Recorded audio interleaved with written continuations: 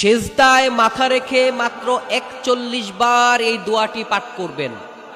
হয়তো এই দোয়াটি পাঠ করতে আপনার ১ মিনিট সময় লাগবে, তবে সেজদা থেকে মাথা তোলার আগে আগে আল্লাহ তাআলা আপনার মনের সব আশাকে পূরণ করে দিবে।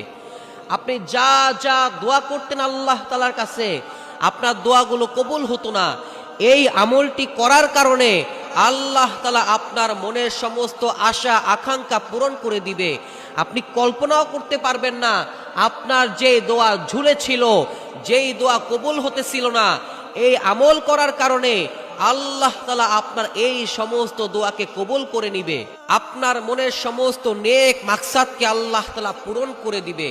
আল্লাহ তাআলার এই পবিত্র দুটি নাম আপনি শুধু পাঠ করবেন সেজদায় মাথা রেখে ৪১ বার।